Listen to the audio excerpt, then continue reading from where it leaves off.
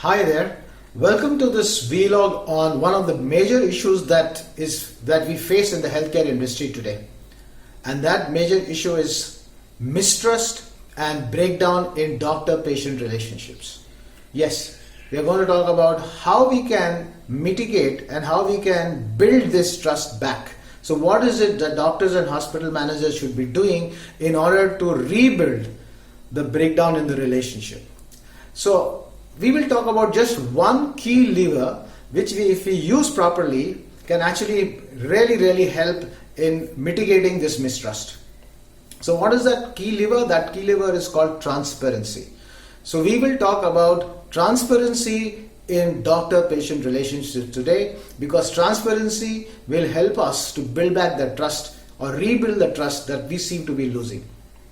Now, when we talk about transparency, there are 4 areas that doctors and that patients are looking for transparency. And these 4 areas are diagnosis, regarding line of management, regarding prognosis, and regarding billing. Yes, these are the 4 areas that we need to be transparent upon: diagnosis, line of management, prognosis, and billing.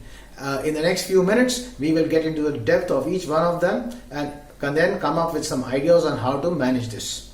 So, first question is, why is there less transparency today? Is it actually true that we are less transparent, or is this just some perception that people have? I think there is a mixture between both of them, that yes, there is some level of lack of transparency. At the same time, I think it's a question of expectation and offering mismatch.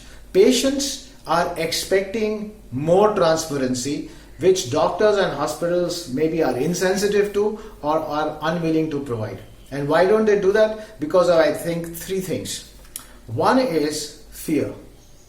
Every doctor feels that if they give the exact information to the patient will run away. And then they will go to another doctor who will give them something which is more palatable to the patient, and therefore the patient will then get treated by them.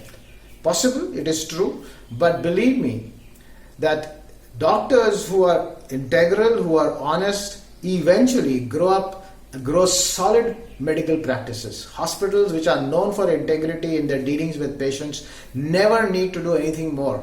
They have solid integrity and they have solid brands. So this fear that patients will go away and go to another doctor is, I think, misplaced. Yes, they may go and take a second opinion, but believe me, they will come back to you because you gave them the exact opinion that they actually wanted. The second thing is an outdated belief. So when I was a medical student, in our old days, there was this concept that don't tell the bad news to the patients. They will not take it properly. They may not, they may react differently. So that I understand. But that doesn't mean that you don't tell them the truth. So the issue here is a distinction between how to tell the bad news, which is a communication issue and needs to be resolved. It's a training that every doctor needs to have. And about not telling the bad news at all or painting a very rosy picture. So here is the biggest problem. We keep on avoiding giving them the negative information, the bad news, and we just paint on what is the expectation or what is hope, and we keep on building this hope till suddenly the patient comes to know the truth or the relatives come to know the truth, and then there is a big damage to the relationship.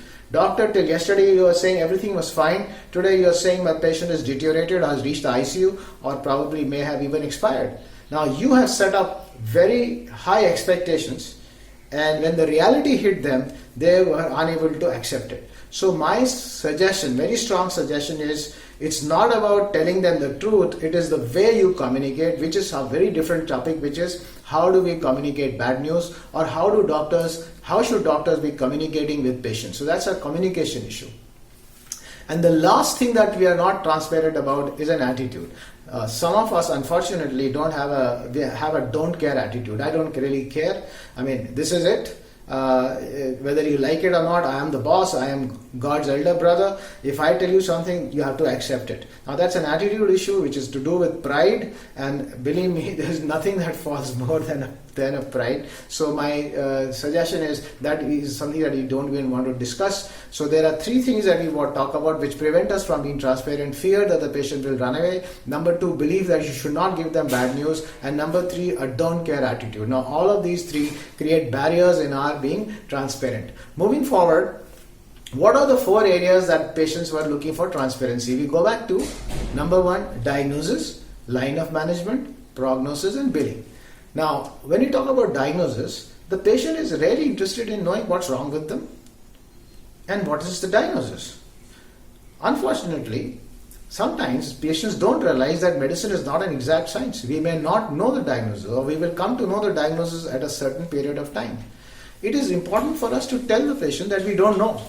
What is wrong with telling the patient that I don't know, or we will find out? So this is something that I think needs to be done, because today patients are not all that dumb. They have, if you don't tell them, then they go to the internet, they go to friends, they go to all kinds of people who will give them different kinds of information. Now, instead of you giving them that information, they are getting it from elsewhere, which is probably not something that you would like them to do. So regarding diagnosis, please be very clear. You can always say, I don't know. The second thing is line of management. Now, we all understand that medicine is not an exact science, and that, and number 2, we really can't predict what's going to happen. So line of management and prognosis, these are 2 very important things that again we need to be transparent about when we are communicating to patients. So when we talk about line of management, there is something called a tumor board, and wherever I have worked or managed hospitals, I've always insisted on having a tumor board functioning. Now, tumor board means that you have a radiation oncologist, a medical oncologist, and a surgical oncologist sitting together and deciding about the line of management of a cancer patient. The same thing applies for every other patient. For example, NCDs. You have a diabetic. Diabetic could having nephropathy, could be having cardiac problems. They could also be having vascular disease. We require a multi-specialty approach where people sit down together and actually tell the patient, this is what we are expecting to do with you. Now, this is something that is practiced, in ICUs maybe in our hospitals.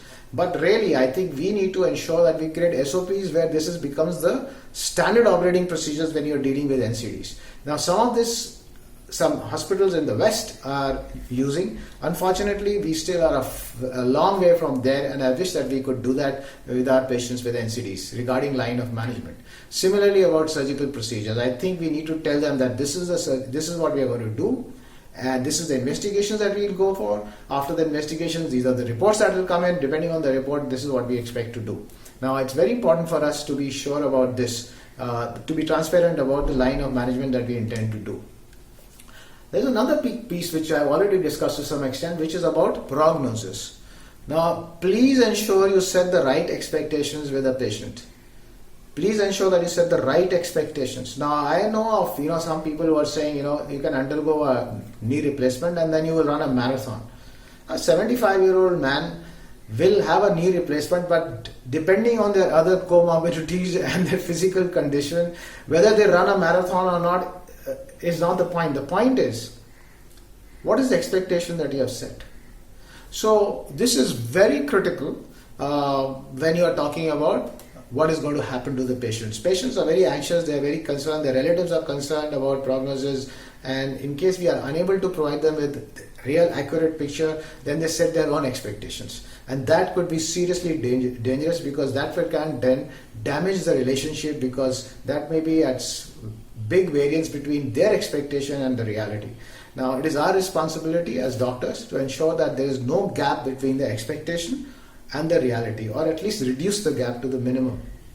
Now, I have handled emergencies as a clinician, I have handled ICUs, and in my own personal way, I always ensured that the patient or the patient's relatives knew the truth, because then they would accept a mishap or something going wrong or a negative prognosis quite easily, compared to something like where you're creating a rosy picture and ultimately the reality may be different. So prognosis, very important. So we have discussed 3 things. 1, these are all clinical.